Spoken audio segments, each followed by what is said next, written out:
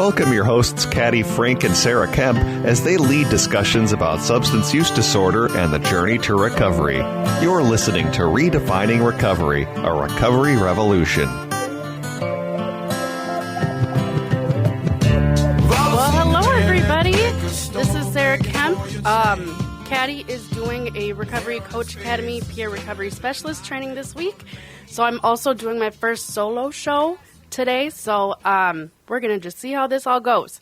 But first, I told the class that I would give them a little shout out.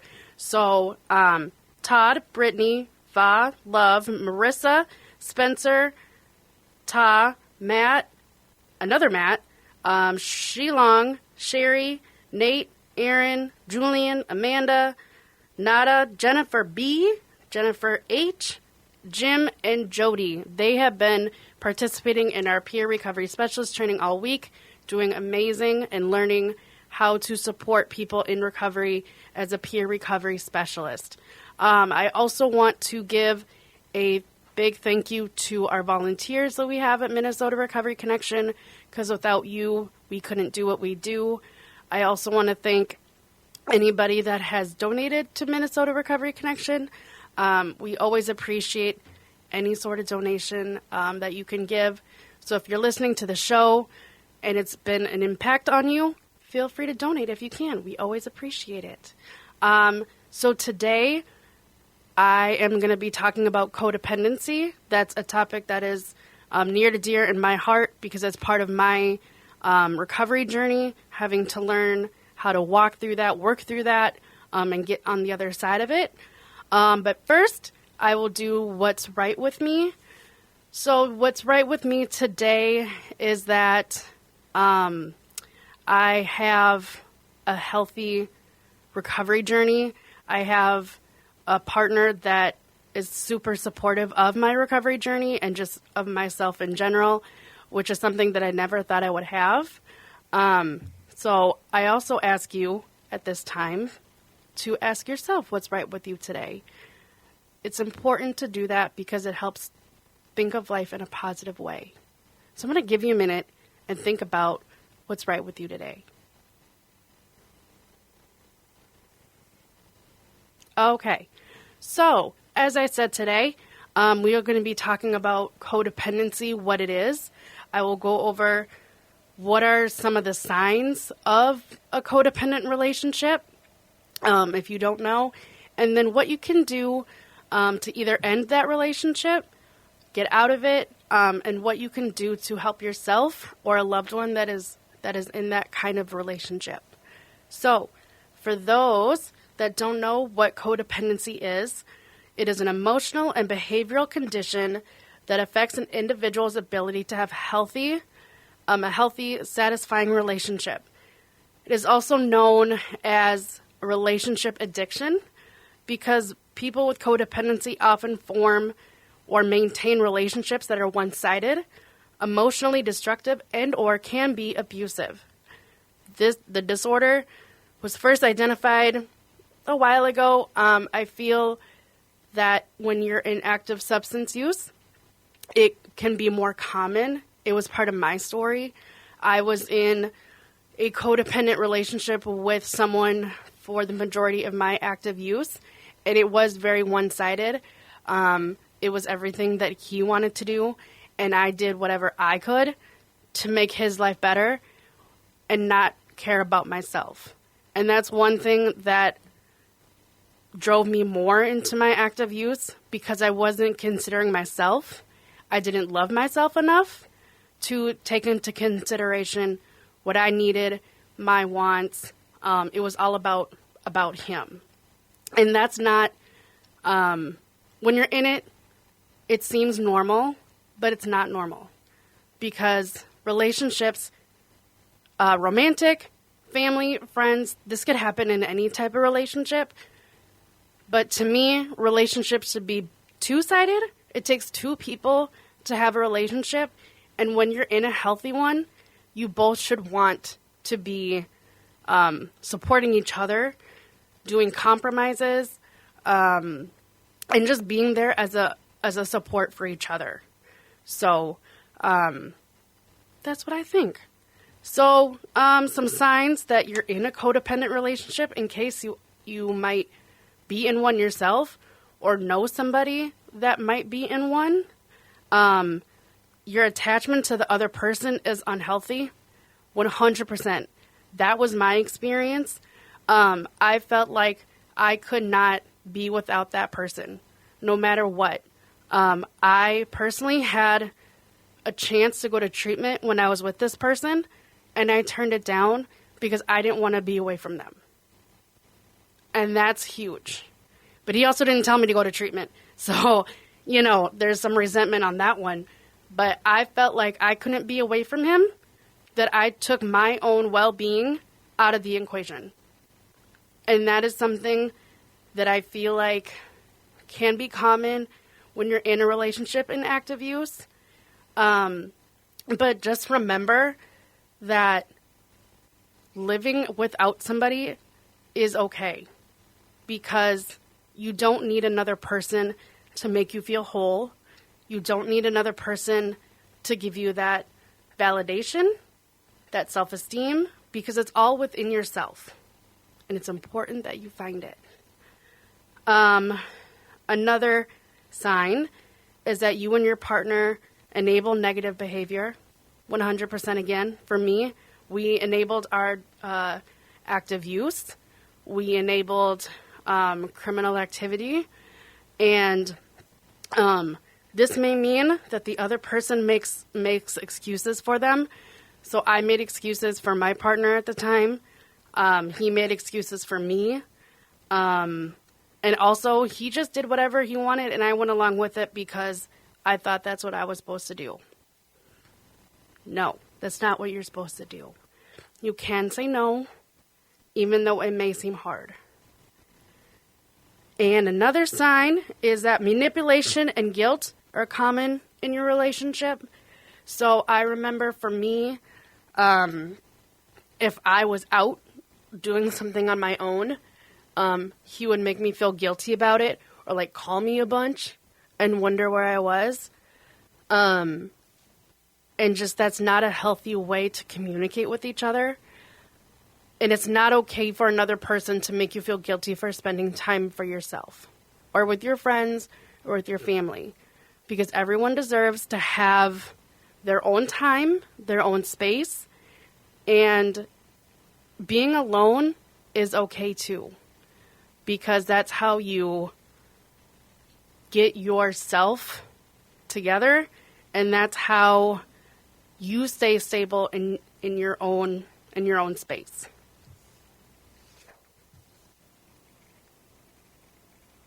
And you put your needs in front of their needs in front of yours. So like I said earlier, my experience, I did that a lot. I always put his needs before my own, which at the time seemed okay because I didn't respect myself enough to know any better. And also, it's important to know that you're doing the best you can with what you know in the moment. So I thought doing all these things for him was okay because that's what I knew. And it's okay to want to take care of a person, but if you're not taking care of yourself and you're letting yourself go for the other person, that's when it could be potentially a problem. So we're going to take a quick break, and when we come back, we will continue our conversation on codependency. You are listening to Redefining Recovery, a recovery revolution here on AM 950, the progressive radio station.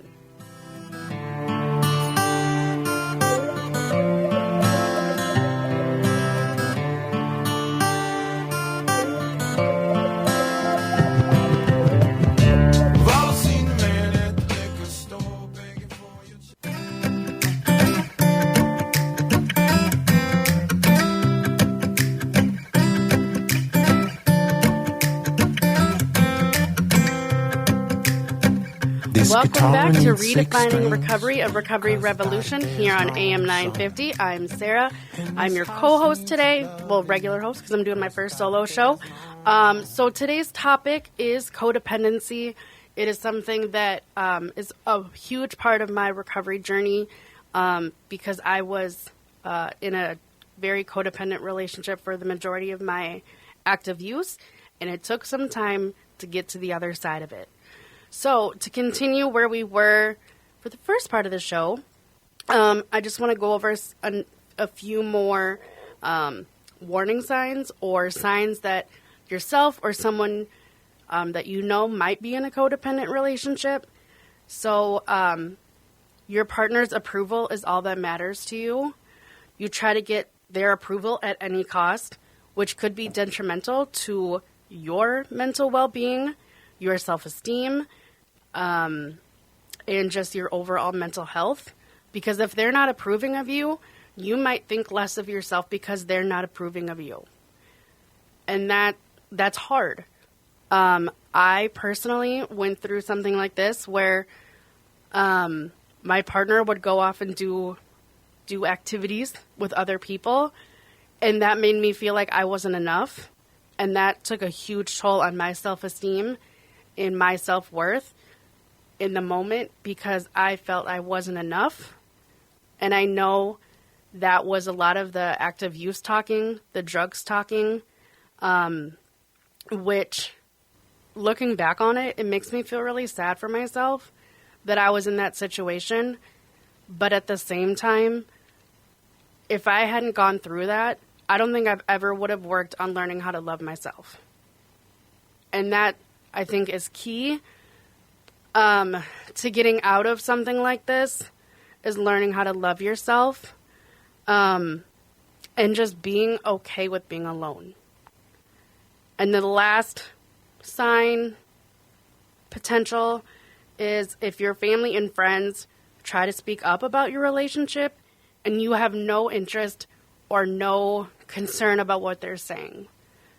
Your family, your friends may be concerned about how healthy or unhealthy your relationship is, and other outside community members might have stuff to say about your relationship. And this can be something that you don't want to hear because you don't know how to live without that person. You don't know how to function without that person. And so when someone does say something to you, you just want to ignore them because they don't know. They don't know what it's like to be with that person. They don't know what it's like in your relationship. So what do they know? But most times, family and friends say something because they're concerned. And when you want to not hear what they have to say, that can be a detriment to you because you're just digging yourself potentially into more of a toxic codependent relationship. And potentially, if you're in active use, in substance use disorder, you could be worsening your active use. But I want to make it clear that codependency is a learned behavior. This is something that is not that's not going to stick with you through your whole life. If you get out of a codependent relationship, there is hope. There's ways to get better and to move past some of those codependent behaviors. But first thing you got to do is be comfortable with ending a codependent relationship, romantic, family, friend, any kind of relationship. So if you're in a relationship and you're like, it's time to end this. I want to start loving myself again. I want to learn my own self-worth. Remember that you have the right to set and maintain whatever boundaries you feel are appropriate for you. Because boundaries are important. And your soon-to-be former partner or family, friends may not agree with you, but at the end of the day, they are no longer your concern. You have every right to set up your own boundaries and start creating your space for you. It's also best to detach completely. It might be hard. Actually, it is going to be hard, but you can do it. Trying to remain involved in your partner's life will expose you to their continued efforts to manipulate you or exploit you or guilt you into coming back into the relationship. And so learning how to and making a clean break with that person is the best bet to be able to successfully get out of that relationship.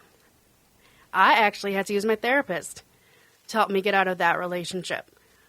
Because when I got into recovery, he was in Lino Lakes prison. I was getting into my recovery, and I felt so guilty for wanting to leave him. And my therapist was like, why? And I said, because I feel bad if he comes out of prison and has nobody. And she's like, well, whose responsibility is that? And I thought it was mine. But she said, it's not. He's his own person, and you're your own person. He has the capabilities of creating his own support systems or working with somebody to create his support systems, and you're going to work on yours.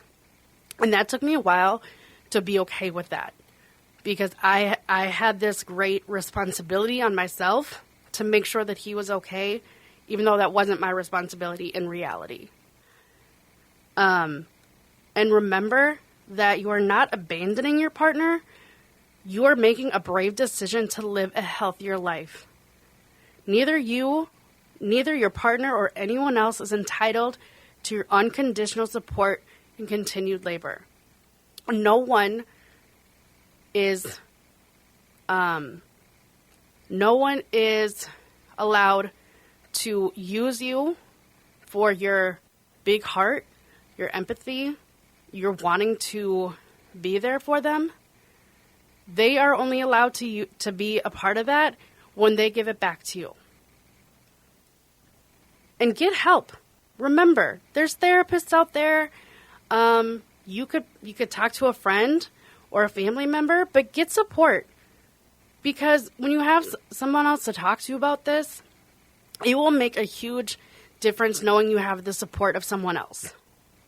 If you live with your partner, or you feel that, or fear that they will physically prevent you from leaving, or try to convince you to come back, get someone that you trust, to get your stuff out of the place that you share together. In a way, honestly, it was a little easier for me because my partner was in prison. So we had that natural, we weren't together. So it was a little easier, but I still felt guilty. So I can't imagine if you're living with that person and you're trying to end the relationship, but just know that there is support out there. Trust a friend, trust a family member, or if you're if you're trying to get in recovery and you're working with a peer recovery specialist, talk to them about it. Just utilize support, because that's what's going to help get you through this situation easier. And again, talk to a professional. Therapy can help you through this process. A therapist can help with any feelings that you have about it, understanding your motivations behind the choices that you've made, and learn how to form and maintain a truly healthy and non-codependent relationship. That was hard for me to learn because I spent 5-6 years in a codependent relationship, and so I didn't know any other way. So I had to unlearn a lot of behaviors and a lot of thought processes. And even in the relationship that I have now, I love him to death. He is truly my true partner. But in the beginning, because I used to be with my old partner all the time, like 24 hours a day. And so when my partner I'm with now, we have our alone time. But at first I was like, well, why aren't we together all the time? Because that's what couples do. You spend all the time together. And then I have to remind myself, you need your own space too. It's important to have your own space too. Have your own hobbies. Have your own TV shows that you watch. Movies. It's important to still have your own sense of self in any relationship, romantic or otherwise. Because when you lose your sense of self, then it just becomes, again, that one-sided relationship. And finally, and most importantly, I want to remind everybody that you are worth the effort. Wanting a life where you are valued, appreciated, is neither selfish or or indulgent. You deserve to be truly happy, which cannot not happen until you end your codependent relationship. Because as long as you're in something like that, you're not going to have that full sense of self.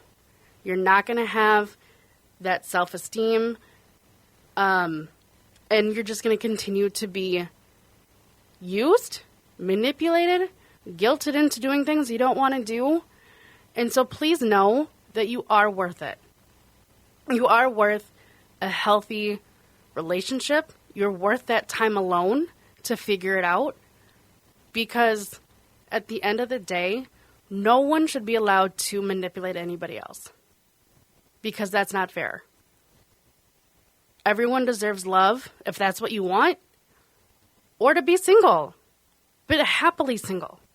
Not because you're sad and depressed all the time because you're single. You know, you want it to have that healthy life.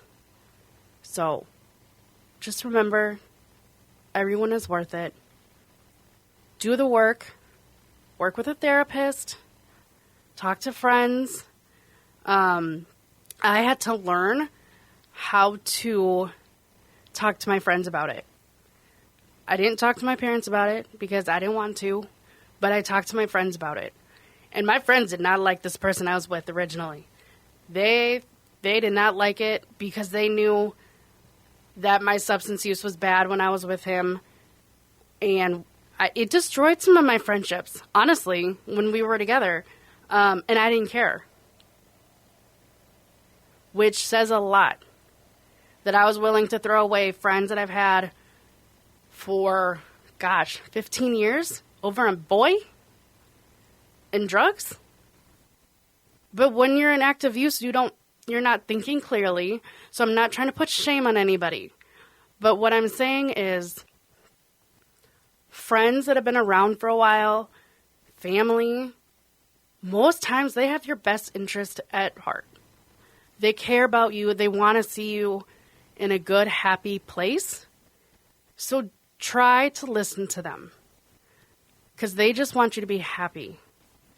They want to see you succeed in life, whatever that looks like. And I know it's hard. It's hard to get out of a toxic, codependent relationship. You don't think you can do it. I didn't think I could do it. But I did it. Because I learned when I got in recovery that I had to. If I was going to succeed at this recovery thing, I needed to learn how to love myself. I needed to learn that I was enough. Because we are enough. Every single person that is listening to this right now, you are enough, you are lovable, and no one has the right to make you feel otherwise. So there. Take that. So, if anybody is looking for resources for yourself or for someone you may or may, like friends, family, one of the most popular books, I would say, is The Codependent No More by Melody Beattie. I read that book when I was in treatment. It's amazing. There's also The Language of Letting Go, which is the daily affirmations for codependent people. And then there's another one called Facing Codependence. What is it? Where it comes from? How it sabotages our lives by Pia Melody, I believe is how you say that name. But there are resources out there other than therapists and friends and family. There's good books out there. I'm sure there's podcasts about it, TED Talks, things like that. But if this is something that you're struggling with, use your resources to get the help that you need so that you can remove yourself from something that is not serving you or that other person in a healthy manner. So And then we got some quotes, which I think is personally very true. We are not responsible for other people's actions, feelings, or problems. We are only responsible for our own. You cannot choose how people react to things. You can't choose how people think about things. All you can do is worry about how you're doing, how you're reacting to things, and how you're thinking about things. Because at the end of the day, we can't control other people, whether that be in a codependent relationship or in just life in general. We can't control what people think, feel, act, all those things. All that matters is how you're reacting to things. And also, we don't have to take other people's behaviors as a reflection of our worth.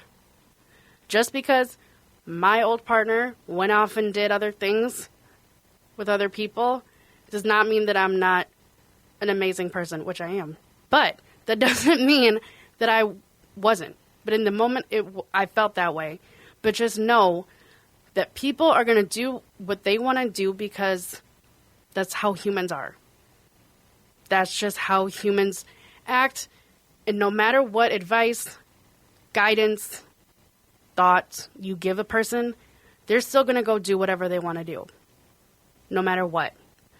So just know that at the end of the day, you are not a reflection of somebody's actions because you can't control them. And when we come back from break, we will continue talking about codependency and having a healthy relationship. Thank you for listening to Redefining Recovery, a Recovery Revolution here on AM 950. 6 strings, 'cause without it there's no song. And this house needs...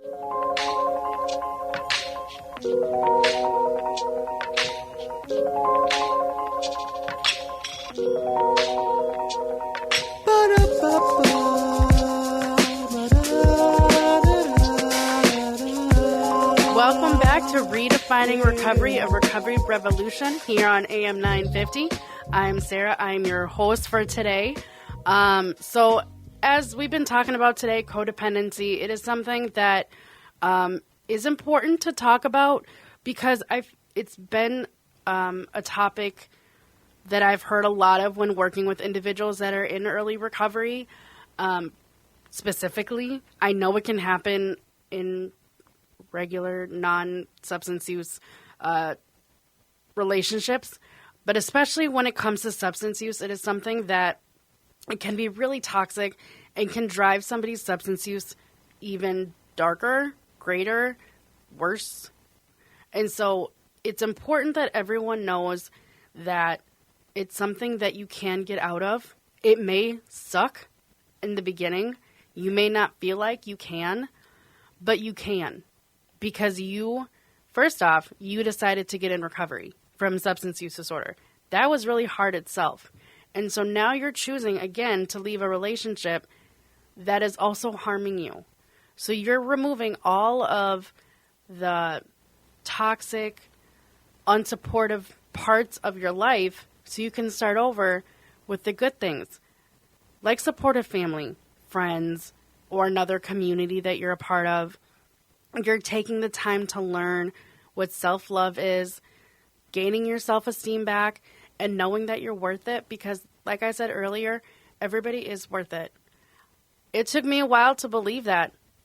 Trust and believe. It took me a while to believe that, and now I have been in a relationship with somebody, a healthy relationship, which I never thought I'd have, with my 2 cats, and it is something that I truly feel everyone should have if that's what they want. If you want to have relationships, have them in a healthy way. If you want to be single, be single. Take the time to figure yourself out. But just know that everyone is deserved of love. Everyone deserves to be treated with respect, not manipulated, not guilted into doing something or or a situation. Be healthy, be happy, because at the end of the day, we only have this one life, And so do your best to live it to the fullest and be as happy and live it the way you want to live it. Because at the end of the day, no one's going to take care of you like you. People will say they will, but I found they don't. So you got to take care of yourself. You got to advocate for yourself. And when you do that, you'll find your empowerment again. And knowing that you can make choices on your own, that you don't need somebody else to make them for you, that you don't have to rely on someone else to help you make a decision. You know you can make the decision on your own. So, trust that it can be done. The behaviors can be unlearned. Working with a professional, like a therapist, will be a great help. Making boundaries and holding true to your boundaries will be important. Again, boundaries might be hard, but you can do it. Because, again, you're doing what's right for you. Because the other person, if they're treating you poorly, they don't deserve you. They don't deserve your love, your kindness, your heart, your empathy. So take care of yourself. And I just want everyone to know that they are worthy of love, worthy of happiness, and you don't got to stay in something that doesn't serve you in a healthy way. And when you don't have a partner in a healthy way, get out if you can, safely. Work with people, talk to people, but just know at the end of the day, you are what matters, and your happiness and mental well-being is what matters. So that is my topic of the day. I hope you got something from it. I'm going to spend the last couple minutes promoting Minnesota Recovery Connection.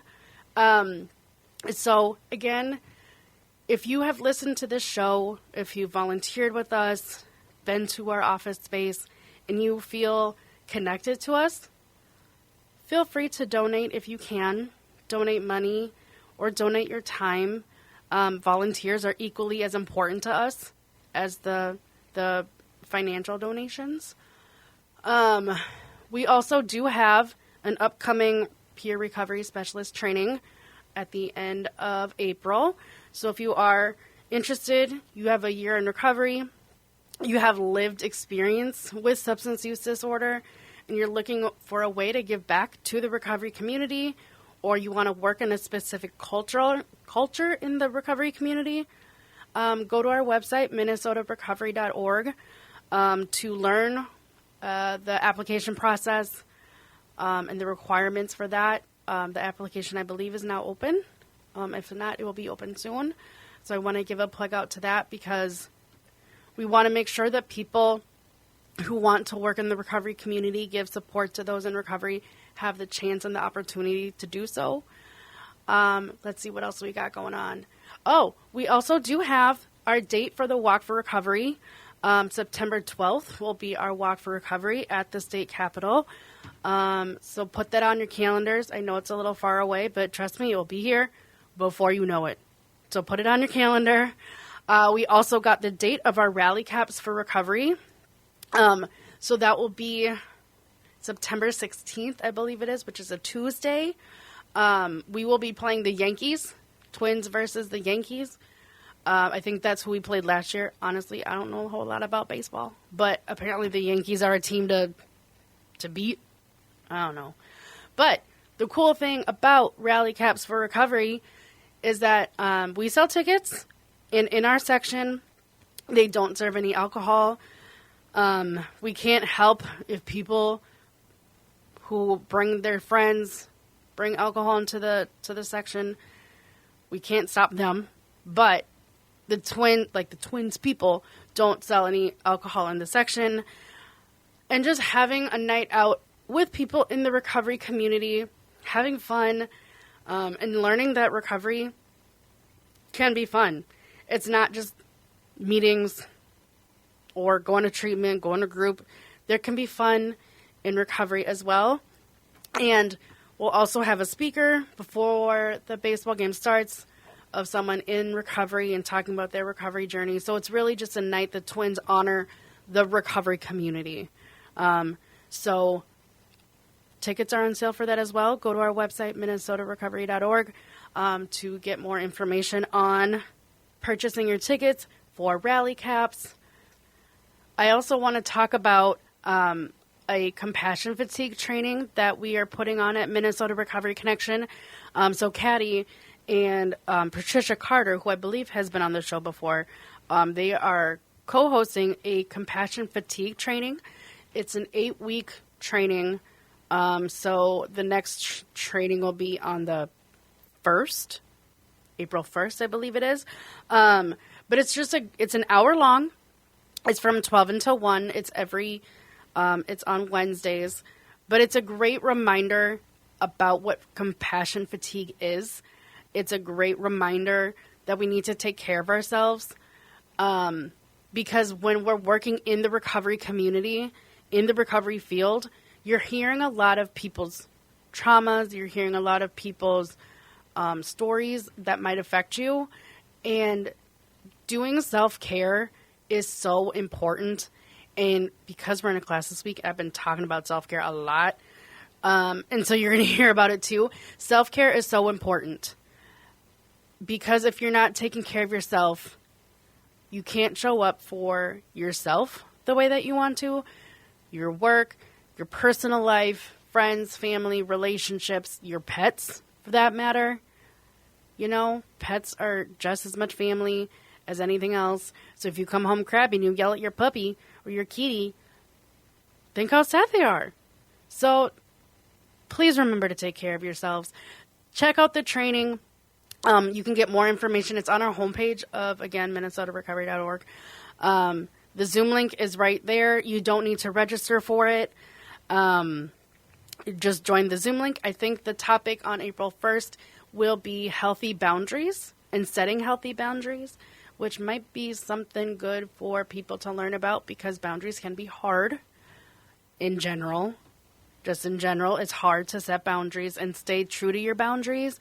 So check that out on Wednesdays.